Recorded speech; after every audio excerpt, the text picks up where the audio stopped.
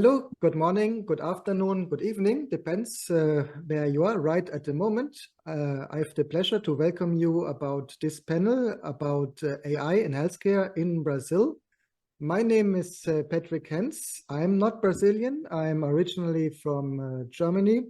I lived 10 years in Mexico City, but on the other hand, I had the pleasure to learn Portuguese at university. I had the opportunity to travel for work and also let's say, as a tourist through the country, Brazil, from the north to the south, west, east. So I really a great recommendation if you have the opportunity, because Brazil is much more than just one country. It's nearly like a different continent. But I think this can be better explained by my two panelists. And due to this, I will ask them to present themselves. So first of all, Antonio, welcome. Maybe you can present yourself a little bit. Okay, so hello everyone. It's a pleasure to meet you, participating in this conference. My name is Antonio. I am neuroradiologist. I'm from Brazil. Currently, I have been living in New York, where we have developed a machine learning algorithm to predict cognitive decline and delirium in patient post-AVR surgery in the Mount Sinai Hospital. Thank you. And Augusto? Hi, everyone. Thank you very much for this invitation. Thank you, Patrick. Thank you, Antonio. My name is Augusto. I'm from Brazil. I currently live in Brazil in Belo Horizonte. It's in the mountains in the southeast region. I'm a neuroradiologist working for a big group, radiology group that spans in 10 states in Brazil. We have 110 clinics around Brazil. And I work with AI since 2014. I used to work with a lot of things in AI, but mainly right now I'm working on healthcare. I'm developing some models for brain neurodegenerative diseases, especially Alzheimer's disease, which is my main focus of study, using MRIs, using blood exams. So it's a pleasure to be here and discuss some things with you.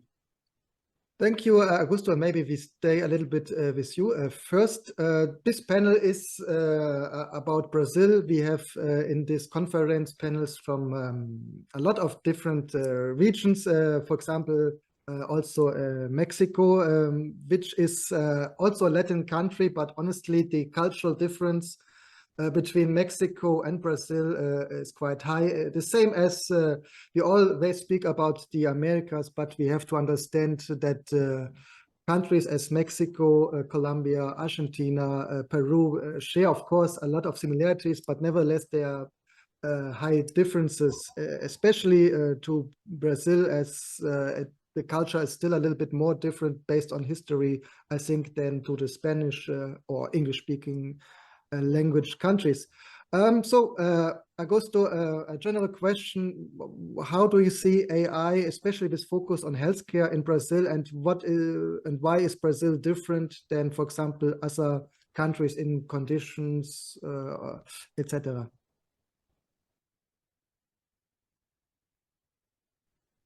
Okay, so I think Brazil is a little bit like Mexico. It's a little bit like Turkey. I think I've been to Turkey before. It's a lovely country. And I think we have some very big similarities between the healthcare systems and healthcare inequalities, and the opportunities and the challenges that these healthcare systems bring to AI development. So the first thing is we have a lot of dispersed and throughout the country initiatives. We don't have like a main strategy for the country. I think it's the main thing that doesn't help the development of AI in our countries, especially in Brazil, in South America. I think this lack of strategy, of unified strategy, is the major player of the, not say that good adoption, but the not that big adoption in Brazil. I think that Brazil desperately needs AI and innovative solutions for our healthcare system, because there's a lot of disparities in our country. There's a lot of difficulties, and we don't have that much money. And money is getting very, very different to get because of political and financial conditions in Brazil. So we need every innovative strategy to tackle with our problems in healthcare system. And AI, it's a very good solution. So I think that's the main problem. We don't have this a unified strategy to adoption. And we have a lot of difficulties as other countries. For example, regulamentations are not very well defined. So we don't have a very rapid system to adopt, to take a look at these technologies and put them to use in the clinical settings. We don't have a lot of people doing it. We have a lot of brains going out of Brazil, like computer scientists brains, and especially healthcare brains like Antonio going out to Brazil. So we had a lot of problems, but with all these problems, we had a lot of opportunities as well. Thank you, Augusto. Antonio, from your point of view? I'd like to know more how in Brazil we have to try to mitigate the bias regarding the data set, because I think the most of the data you are using is from the Brazil or the other countries. Yeah, so that's a very important issue, Antonio, because we normally don't have that many data sets with Brazilian data sets around.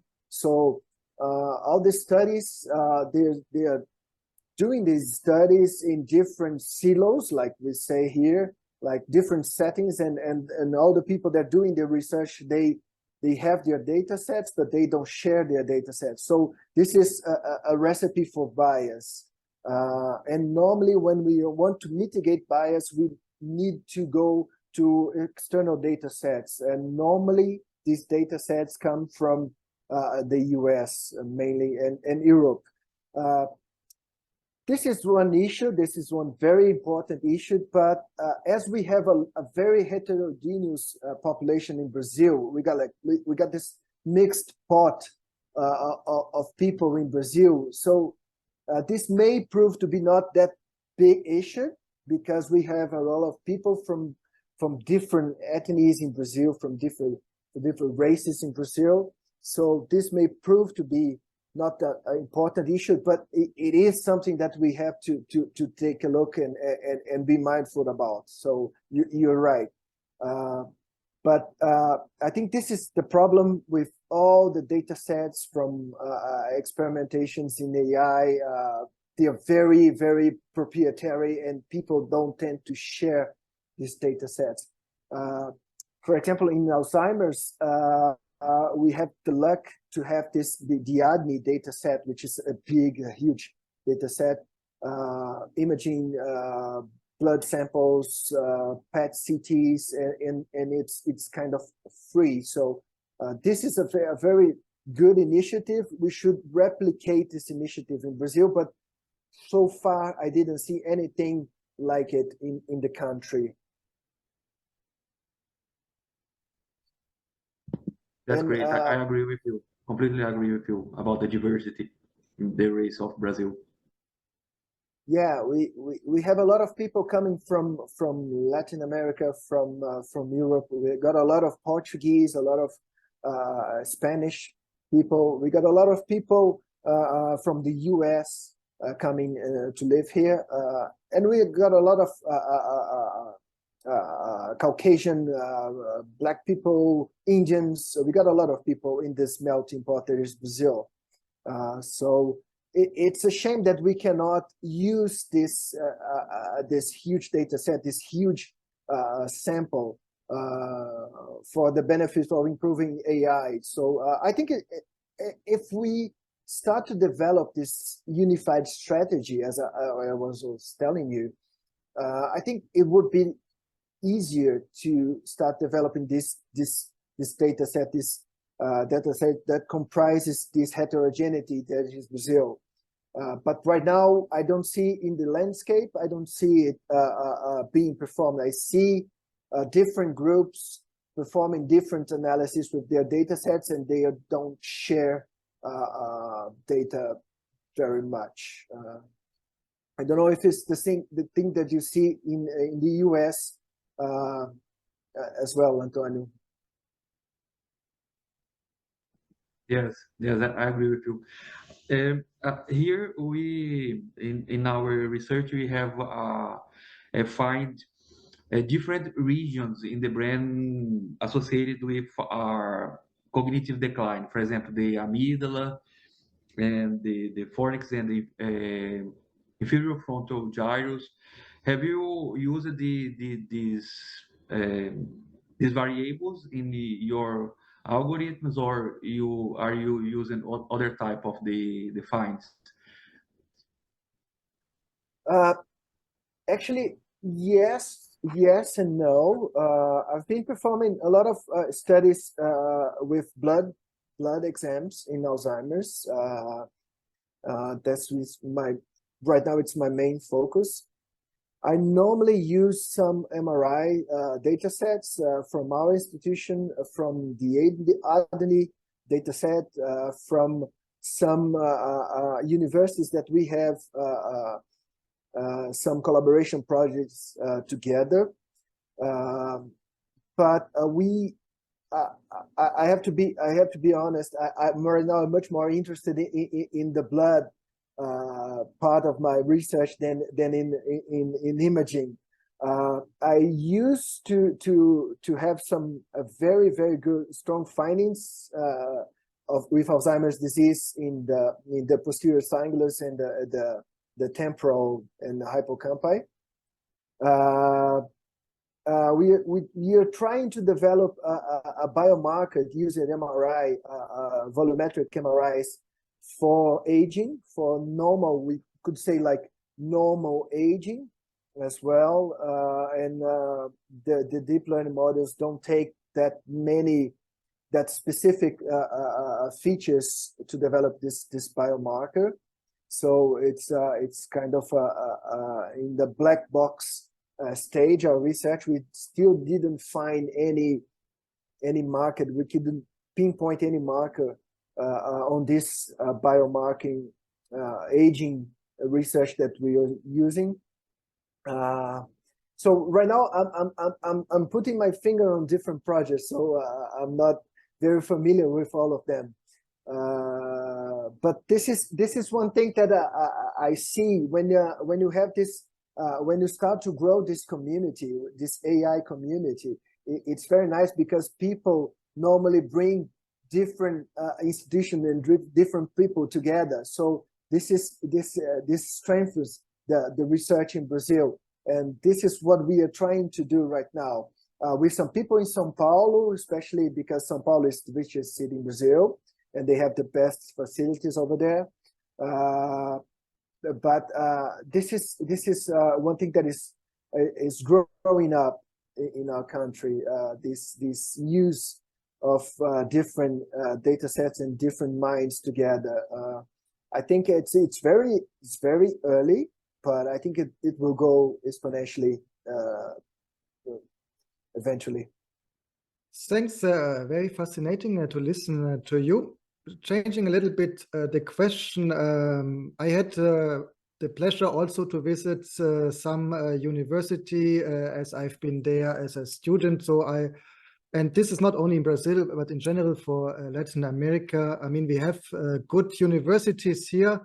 So how do you see the approach? The new students, next generation, they get adequately prepared, and also maybe, and I think you mentioned it a little bit. How do you see the risk that these people get a good education and then go to work to US or to Europe, for example? Yeah, I think we're starting to pay attention to that right now. So so far in Brazil, we don't have any medical course with AI disciplines on it. So it's kind of it worries me a lot, because these students that will go to the market on 5-7 years from now, they will be very AI was going to be much more commonplace on the market, on the workforce. Their tools they're going to use, they're going to be much more commonplace than right now. So I think they must be instructed on how to best use these tools and how to better construct or use or adopt these tools for the sake of their patients and for the sake of themselves. Because the potential that I see in AI is that it will enhance the care for our patients and will improve the quality of our work. Right now, we don't have that many radiologists in Brazil. I think it's the same thing in the whole world. We have a deficit in radiologists. So the workload is really piling up, and we don't have that many people doing this work. So this is a recipe for disaster as well. So we need to have these tools, especially AI tools that I have in my mind, that they can improve our work, and they can improve our care for our patients. And this is worrying me a lot. I'm trying to develop some initiatives and some with some places to start AI programs for students, for residents, for interns, for people in medicine in general, especially in radiology, because I think that we can adopt AI early than other specialties. To teach them how to use these tools in benefit in benefit of their healthcare system. So it worries me a lot, because we don't see this initiative in Brazil, in universities, in medical schools. I've seen the American College of Radiology started with this initiative in last year or maybe 2 years ago. This AI initiative, like teaching AI for the residents. 2 weeks ago, the European Society is starting with this as well. But I don't see this initiative going on in Brazil, which is kind of worrying me a lot. And universities and hospitals are not prepared to deal with the AI solutions that we have on the market right now, because they cannot properly evaluate how that these solutions can improve, or if these solutions are good for their business, or do good for their works. So I don't see that in Brazil right now. This is one thing that we too have to take a closer look. See, yes, yeah. Thanks. Maybe Anton, same question from your point. I mean, you are working right at the moment in New York, so you have the direct comparison between the two countries. Actually, here in New York, it's a lot of university, a lot of courses regarding the artificial intelligence and data science. Especially in the healthcare, we have a lot of. For example, as you are in New York, do you think that Brazil can, for example, adopt some ideas of bringing Actually, AI to the students, to the... Yes, yes. In my opinion, it's not a big problem right now, because we can do all the courses and to enroll in different courses remotely. I don't think it's a big problem in Brazil or here, because the most of courses here we can do it remotely. I think in Brazil the people is doing the courses from here, right, Augusto? So there are one university which opened the graduation in artificial intelligence in my state, in Goiás. Okay, Yeah. thanks. Yeah, I see a lot of people doing these courses, but that's what one thing that I find is that normally these courses, they most of them that I'm aware of require you that you have some computer knowledge, and a lot of people don't.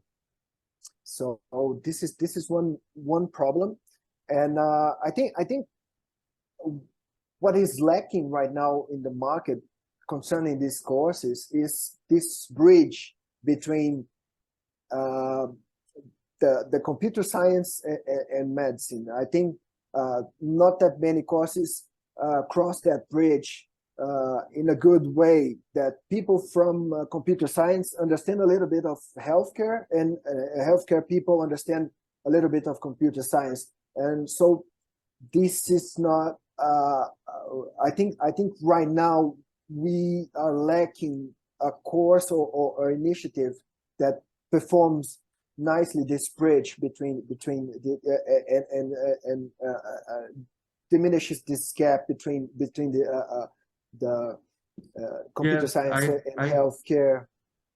but here it is also a problem, because usually the people has knowledge in the computer science and the statistics, and the other people in medicine and healthcare. So we usually work in groups, but I think it's important to a course and teaching specifically for the artificial intelligence in healthcare. And if you take, for example, my example, I don't code, I don't write code, I don't know to write a single line in code, and I work daily side by side with computer scientists. So what we developed, me and my collaborators, was this bridge between the sciences. So because we were working together for so long, we started to develop these interconnections between the areas. So, for example, people in healthcare that come to work with us, they start to develop these skills as well. So they don't need to write code, but they do need to know different algorithms and how they work, but they don't need to write the algorithms, because we got computer scientists doing this. And computer scientists, they need to know the problems in healthcare, and they need to know which solutions they're bringing to the table, but they don't need to know, like, for example, pathology in depth to bring out these solutions to us. So this is the best scenario that I'm seeing when people work together side by side, and we have these departments. They have people with a statistic background, computer science background, healthcare, business backgrounds as well, so they can intermingle and they can bring the solutions in a more strong way than me as a doctor. If I want to start coding right now, I'm going to be like a poor coder. So and the same thing is going to be like this computer science, this guy going to a med school to start to develop these solutions. So I think these situations must be used in our benefit. So what I say that it worked for me, and it's working so far very well. It's this departments that are very, very diverse in skills for computer scientists, healthcare, administrators, and everyone. I think this is one thing that we are trying to emulate from the US, right? Yes. Yes, I think this problem is solving because recently we have a resource to provide for us the code ready. You just need to ask, and all the code is ready for us. Just a basic knowledge.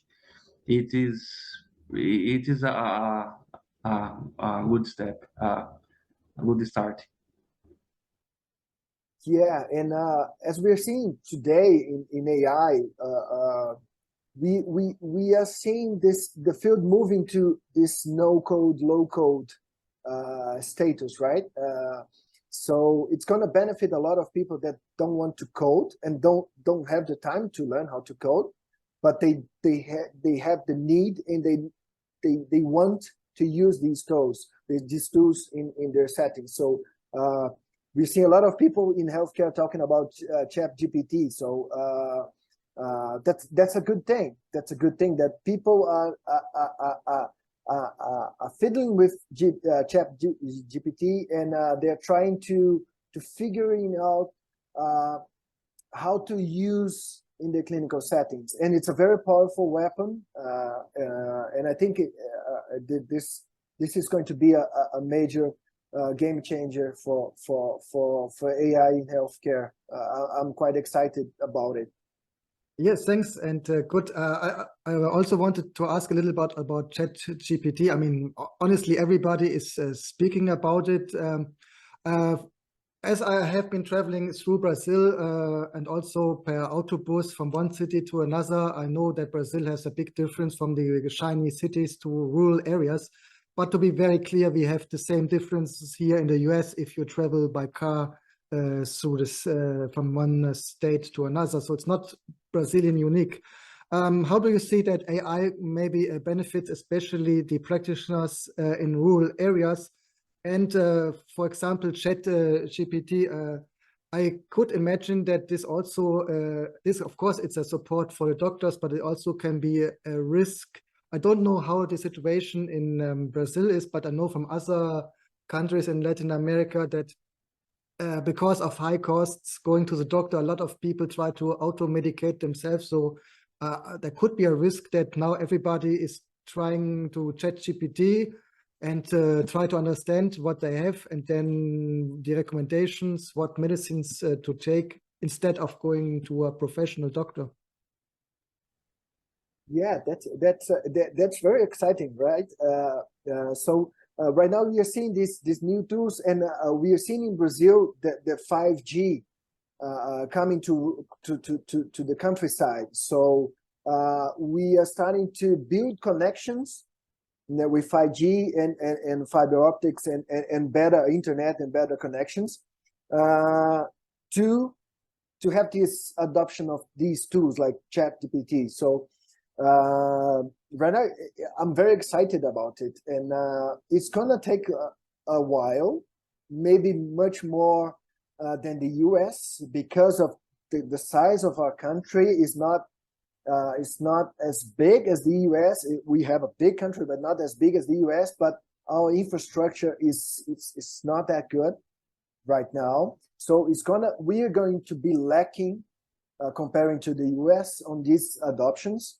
But I think it's going to be very important. So we can bring telemedicine, we can bring teleradiology to these rural areas, these small cities, with this improved connection, especially 5G, as I've said. And we can bring these tools together with AI to improve access to care. So I'm quite excited about the adoption of these tools in Brazil. We are lacking a lot.